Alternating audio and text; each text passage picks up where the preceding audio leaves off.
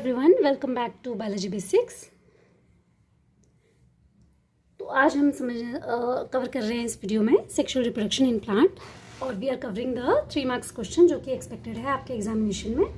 तो सबसे पहले वीडियो स्टार्ट करते हैं। आपको क्वेश्चन अगर पूछा जाएगा कि एडवांटेजेस क्या है क्रॉस पॉलिनेशन के, तो आप इसको 5 पॉइंट में बच्चों आंसर कर सकते हैं। जैसे कि जो क्रॉस पॉलिनेटेड प्रोजेनी होती है दे आर हेल्दी। ओके, क्यों? क्योंकि उसमें डिजायरेबल ट्रेट जो है वो ट्रांसफर होते हैं। ठीक है। Second, new and desirable traits can be introduce through the process of cross pollination. It means suppose आपके पास 2 पेरेंट है, एक पेरेंट आपका रेड है लेकिन एक पेरेंट आपका वाइट है। अब आप चाहते हैं कि आपके पास रेड फ्लावर भी है, रेड रोज भी है, आपके पास वाइट रोज भी है, पर आप चाहते हैं कि मेरे पास पिंक वेराइटी हो, तो आप फिर क्रॉस पॉलिनेशन कराएंगे इन 2 स्पीशीज के बीच में। ओके, जो प्रोजेनी प्रोड्यूस होगी वो आपकी पिंक कलर की होगी। तो इस तरीके से ना खाली कलर, आप अलग अलग ट्रेट्स जो है वो भी इंट्रोड्यूस करा सकते हैं अपनी नेक्स्ट प्रोजेनी में। ठीक है। और जो क्रॉस पोलिनेशन जो होंगी, क्योंकि इसमें जो जीन पूल होता है वो अलग अलग जीन सोर्स जो होता है वो अलग प्लांट से आता है, तो उनमें एक हाई डिसीज रेजिस्टेंस कैपेसिटी भी देखी जाती है।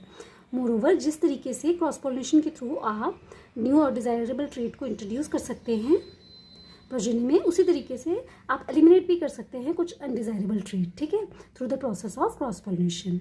एंड क्रॉस पोलिनेशन आपको ऑल्सो प्रोवाइड करता है एक तरीका ताकि आप न्यू वेराइटीज़ को भी डेवलप कर सकें। इस तरीके से अगर बच्चों ये क्वेश्चन आया कि आपको लिखना पड़े एडवांटेजेस ऑफ क्रॉस पॉलिनेशन, तो आपको 3 मार्क्स के लिए तो आपको ये सारे पॉइंट्स लिखने हैं। तो चलो देखते हैं नेक्स्ट क्वेश्चन क्या है बच्चों। नेक्स्ट क्वेश्चन आपको एग्जाम में ये भी आ सकता है कि एंडोस्पर्म जो होता है वो ट्रिप्लॉइड क्यों होता है। ओके, तो why it is triploid, and आपको उसके इम्पोर्टेंस के बारे में भी लिखना है। तो अगर आपको ये क्वेश्चन एग्जाम में आता है बच्चों, तो आप ध्यान से देखिए कि आपने उसको किस तरीके से आंसर करना है। तो एंडोस्पर्म जो होता है वो ट्रिप्लॉइड इसलिए होता है बच्चों क्योंकि जो एंजियोस्पर्म्स का एंडोस्पर्म होता है वो प्रोड्यूस होता है, it is produce through the okay it is produced from primary endosperm से जो प्रोड्यूस होता है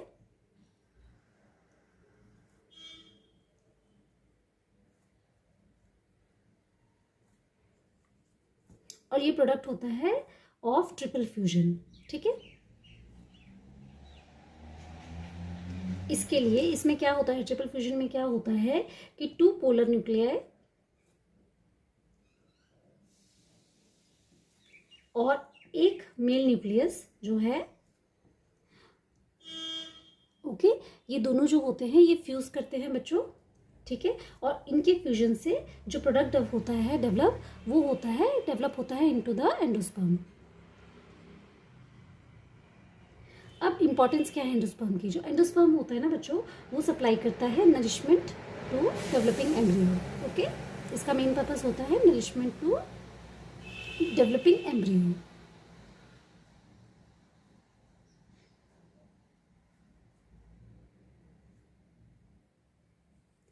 मोरओवर, ये नरिशमेंट ऑल्सो प्रोवाइड करता है टू द जर्मिनेटिंग सीड्स। और इस चीज़ को आप एंडोस्पर्म होता क्या है मैं आपको बताती हूँ। जैसे आप समझिए कि मैंगो है ना, तो अगर आपके पास मैंगो है और इस मैंगो के अंदर आपके पास सीड है, ठीक है, तो जो भी आपके बाहर जो फ्लैशी जो होता है, जैसे हम जिस पोर्शन को हम खाते भी हैं, वो आपका जो होगा पोर्शन वो आपका होता है एंडोस्पर्म। ठीक है, तो यूजुअली उसको तो हम कंज्यूम कर लेते हैं उस फ्लैशी पार्ट को, लेकिन वो होता है एम्ब्रियो की नरिशमेंट के लिए। ठीक है, तो प्लांट अगर आप देखेंगे कि जो फ्रूट हम खाते नहीं हैं और पेड़ से अगर पक के कोई फ्रूट गिर जाता है, तो वो जो फ्रूट होता है एंडोस्पर्म होता है वो नरिशमेंट प्रोवाइड करता है डेवलपिंग एम्ब्रियो या फिर जर्मिनेटिंग सीड को, और फिर उस नरिशमेंट से सीड जो होता है वो ग्रो कर जाता है ना। सो इसलिए जो है इस क्वेश्चन का आंसर आपको इस तरीके से लिखना है कि एंडोस्पर्म ट्रिप्लॉइड क्यों है, क्योंकि वो फ्यूजन प्रोडक्ट है ट्रिपल फ्यूजन का। ठीक है, जो कि फॉर्म होता है through the fusion of 2 polar nuclei and 1 mail nucleus. ठीक है, चलो देखते हैं नेक्स्ट क्वेश्चन क्या है। तो ये इंपॉर्टेंट क्वेश्चन है बहुत कि आर्टिफिशियल बच्चों, आर्टिफिशियल हाइब्रिडाइजेशन क्या होती है।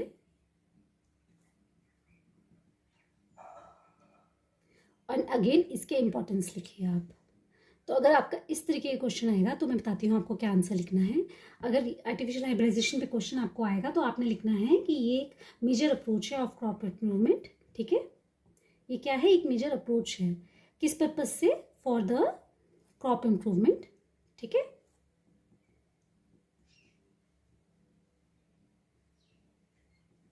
तो आर्टिफिशियल हाइब्रिडाइजेशन में क्या हो रहा है कि आपको नाम से ही पता चल रहा है कि आर्टिफिशियल, यानी कि मैन जो है उसमें इंटरफेरेंस कर रहा है हाइब्रिडाइजेशन के प्रोसेस में।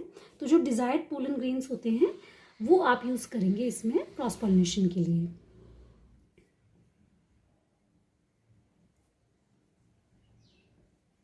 They will be used for cross pollination.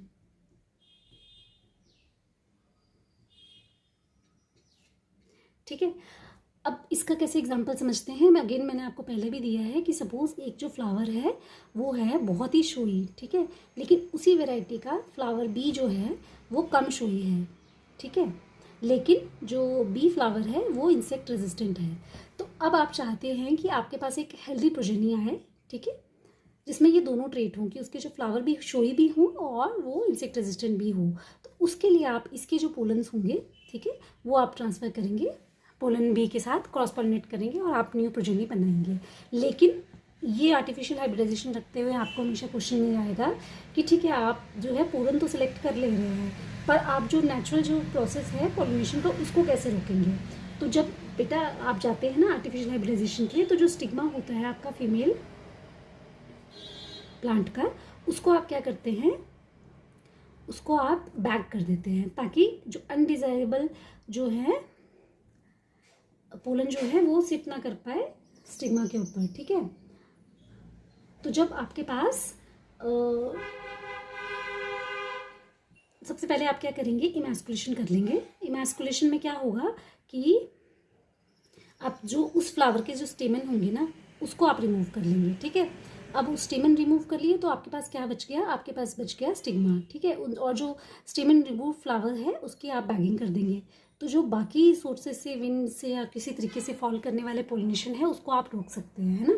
तो जब वो रुक जाएंगे फिर उसके बाद आप एक पर्टिकुलर टाइम पे जो डिजायर्ड पोलन आपने कलेक्ट करके रखे थे उसको फिर आप पॉलिनेशन खुद करवाएंगे। ठीक है, हैंड पॉलिनेशन करवाएंगे। तो इसके तरीके से क्या होगा कि आपके पास हाइब्रिड वेराइटीज जो होंगी वो प्रोड्यूस आ जाएंगी। ठीक है, so the main advantage of artificial hybridization is production of hybrid variety। ठीक है, तभी इसको हाइब्रिडाइजेशन कहते हैं क्योंकि आपके पास एक हाइब्रिड आ गया। ठीक है, तो इस तरीके से आप अगर क्वेश्चन को आंसर करेंगे तो आपको 3 मार्क्स पूरे मिल जाएंगे। तो चलो देखते हैं बच्चों कि नेक्स्ट क्वेश्चन क्या है। तो आपको कई बार जो है इस चैप्टर से ये भी पूछ लिया जाता है कि give the structure of typical dicot embryo. तो डाइकॉट क्या होता है बच्चों, ये तो हमें पता ही है। डाइकॉट जो होते हैं उनके पास 2 कॉटलिडन्स होते हैं। ठीक है, और इसका एग्जांपल हो गया चिकपी, यानी कि जो आपके चने छोले जो होते हैं ना वो आपको डाइकॉट होते हैं। ठीक है, तो टिपिकली जो है डाइकॉट सीड के पास 2 कॉटलिडन होते हैं और एक एम्ब्रियो एक्सिस होता है। ठीक है, मैं इसको ड्रॉ भी करके दिखाती हूँ। समझिए आप चिकपी का एग्जांपल लीजिए या फिर आप किडनी बीन का एग्जांपल लीजिए। किडनी बीन्स जो होते हैं उनको आप राजमा भी कहते हैं। तो अगर हम राजमा का स्ट्रक्चर ड्रॉ करें तो इस तरीके से आपके पास राजमा होंगे। तो ये अगर आप राजमा को स्प्लिट करेंगे, ठीक है, तो एक कॉटलिडन ये रहा, एक कॉटलिडन ये रहा, और इसके बीच में आपको एम्ब्रियोनल एक्सिस मिलेगा। ठीक है,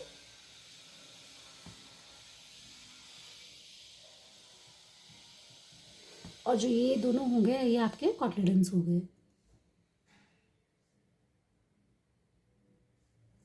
अब जो है एम्ब्रियोनल एक्सिस में जो होगा, एक होगा आपका प्लूम्यूल और एक आपका होगा रेडिकल। प्लूम्यूल से आपकी शूट बनेगी और जो रेडिकल होगा उससे आपकी रूट फॉर्मेशन होगी।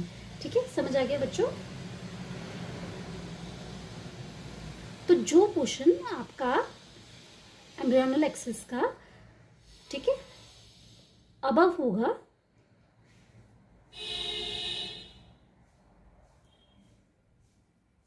लेवल ऑफ कॉटलिडन, उसे आप एपिकोटाइल बोलेंगे।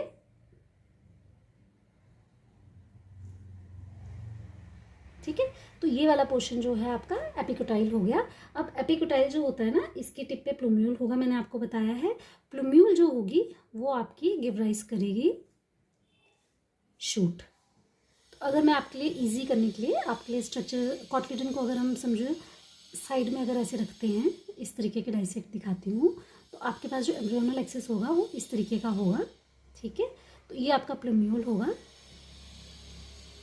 और ये आपका होगा रेडिकल। तो जो रेडिकल होगी वो आपकी शूट बनाएगी, ठीक है। प्लूम्यूल जो होगा वो above the surface of the cotyledon होगा, जिसे हम एपिकोटाइल भी कहते हैं, ठीक है। और जो बिलो होगा ना पोर्शन, जो पोर्शन बिलो होगा उसको हम कहेंगे हाइपोकोटाइल। तो जो हाइपोकोटाइल होता है वो stem like green thin stem like structure होता है,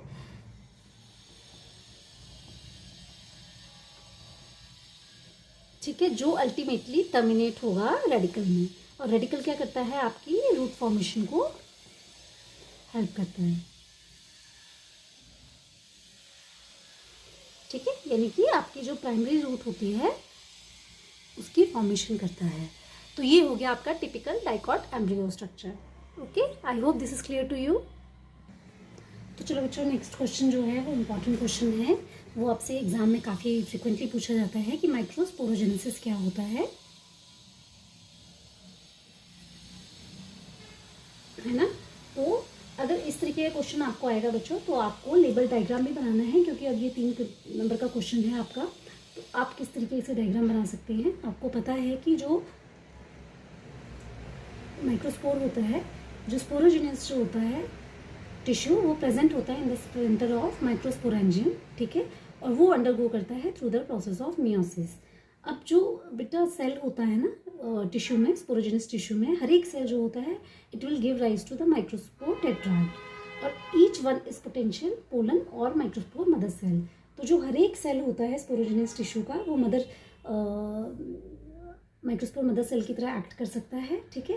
and the process of formation of microspore from the microspore mother cell or the pollen mother cell through the process of meiosis is called microsporogenesis. Okay, so it's a process of formation of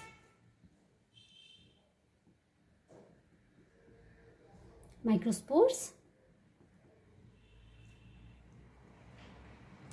from pollen mother cell, ठीक है, pollen और microspore mother cell।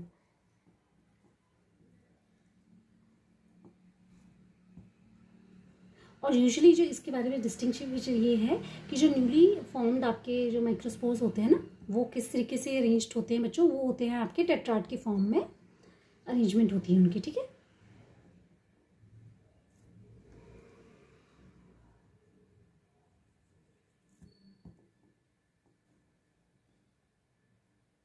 Tetrad means they will display the cluster of 4 cells, ठीक है। अब क्या होता है बच्चों, जब एंथर आपका मेच्योर होता है ना,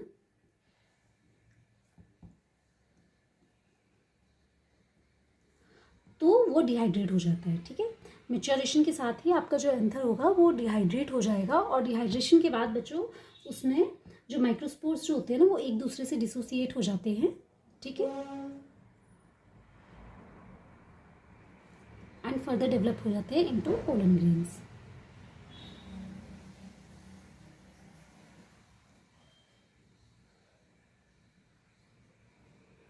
ओके, तो और अगर बात करें हम स्ट्रक्चर्स की बच्चों, तो स्ट्रक्चर आप इस तरीके से ड्रॉ कर सकते हैं कि मैंने आपको बताया कि 4 लेयर्स होती हैं। सबसे पहली जो लेयर होगी आपके, वो होगी आपकी एपिडर्मिस की,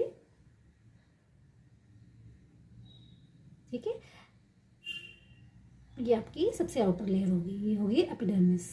एपिडर्मिस के अंदर जो लेयर होगी उसको आप कहेंगे एंडोथेशियम, ठीक है। तो इसको हम स्ट्राइप कर देते हैं ताकि आप डिफ्रेंशिएट कर पाए आउटर लेयर को और इन लेयर को। ये हो गई आपकी एंडोथेशियम। इसके बाद अंदर फर्दर 2 लेयर होती हैं, ठीक है, जिनको आप मिडल लेयर कहेंगे, ठीक है।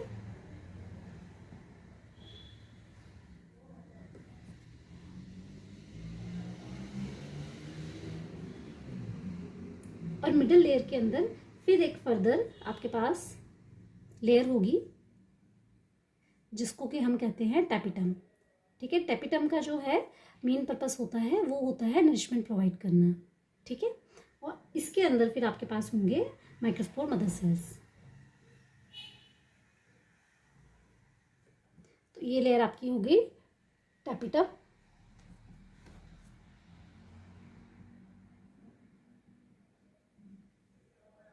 और ये हो गया आपके microspore mother cell.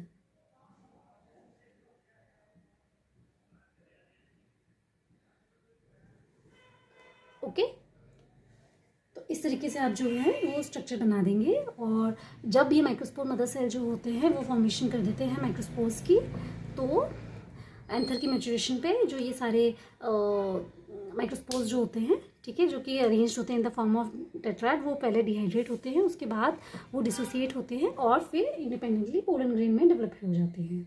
So this is the process of microsporogenesis. इसके अलावा बच्चों आपको ये क्वेश्चन भी एग्जाम में पूछा जा सकता है कि इंसेक्ट पॉलिनेटेड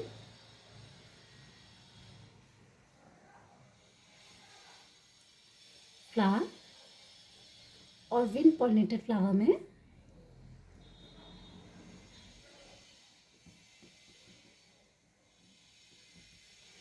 क्या डिफरेंस है। तो इंसेक्ट पॉलिनेटेड जो फ्लावर्स होंगे ना, ये मैंने आपको बताया कि ये already they are large, okay, showy यानी कि इनके कलरफुल पैटर्न होंगे, and they will produce the nectar as well as the scent, ठीक है। लेकिन विंड पॉलिनेटेड जो फ्लावर्स होंगे वो कलरलेस होंगे, नो नेक्टर और नो सेंट, क्योंकि उनको किसी भी लिविंग ऑर्गेनिज्म को या इंसेक्ट को, बर्ड को अपनी तरफ अट्रैक्ट नहीं करना है, ठीक है। The process of pollination will take through the winds. तो इस तरीके से इनके ट्रेट जो होंगे वो नेचर में डिसाइडेड होते हैं। सेकेंड, जो अगर हम बात करें पोलन की, तो पोलन का जो नंबर होगा वो इंसेक्ट पॉलिनेशन में लेस होगा, जबकि पोलन का जो नंबर होगा वो ज़्यादा होगा in case of wind pollination, क्योंकि जो पोलन जो है वो लॉस्ट भी हो सकते हैं, ठीक है, through the flow of wind current.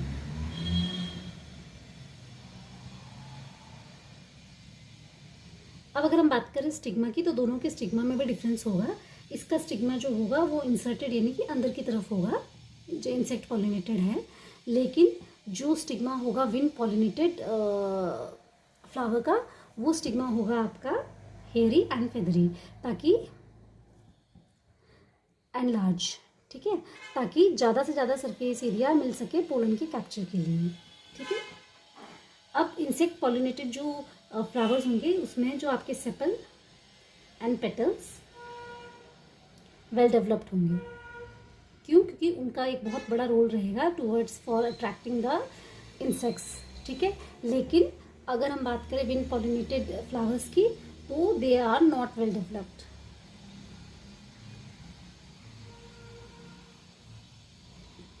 More over, last point में आप ये लिख सकते हैं कि पोलन मूवमेंट जो इंसेक्ट जो होती है पॉलिनेटेड फ्लावर में, पोलन मूवमेंट जो होती है वो डायरेक्टेड होती है, ठीक है। दे नो कि अगर वो एक उससे जाएंगे तो नेक्स्ट जब भी वो नेक्स्ट फ्लावर में बैठेंगे तो वहाँ पे वो पॉलिनेशन कर सकते हैं थ्रू द पोलन्स जो कि उनके लेग्स पे स्टिक करे होंगे।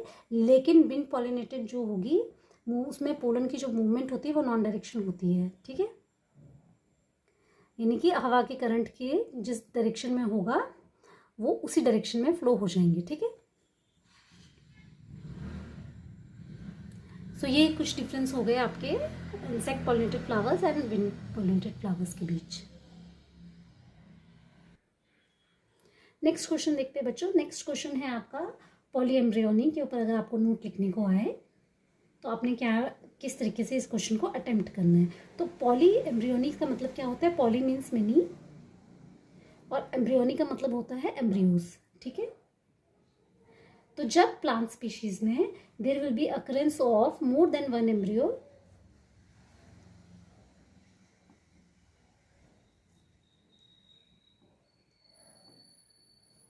तो उस कंडीशन को आप कहते हैं पॉलीएम्ब्रियोनी, ठीक है। अब जो है पॉलीएम्ब्रियोनी किस तरीके से होती है? पॉलीएम्ब्रियोनी जो होती है उनमें उन स्पीशीज में क्या होता है, एडिशनल नॉन जाइगोटिक एम्ब्रियोज जो होते हैं वो फॉर्म होते हैं, ठीक है। यानी कि इसमें मैंने बताया ना आपको मोर देन वन एम्ब्रियो होंगे, मैंने बहुत ज़्यादा एम्ब्रियो होंगे, तो जो एडिशनल एम्ब्रियोज होते हैं, नॉन जाइगोटिक एम्ब्रियोज होते हैं, वो फॉर्मेशन हो जाती है उनकी। और उनकी फॉर्मेशन होती कहाँ से है? उनकी फॉर्मेशन होती है बच्चों from different part of ovule. Okay,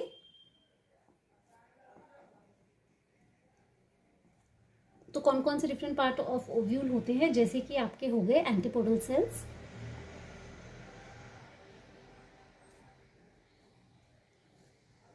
synergids,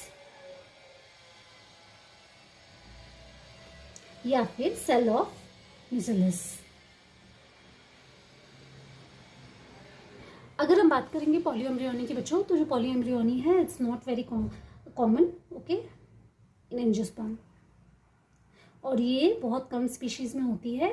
जैसे कि आपके हो गए सिट्रस, आपके हो गए ऑरेंज, लेमन, ठीक है। मैंगो में भी पॉलीएम्ब्रियोनी के केसेस देखे जाते हैं। उसके अलावा ग्राउंडनट और अनियन,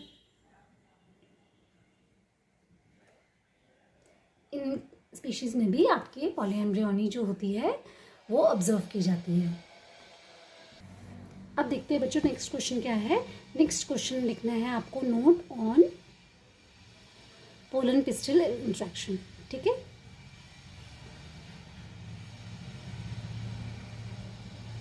तो इस क्वेश्चन को अगर आप एक डायग्राम बना के देंगे तो बहुत ज़्यादा सिंपल हो जाएगा आपके लिए। तो आपने किस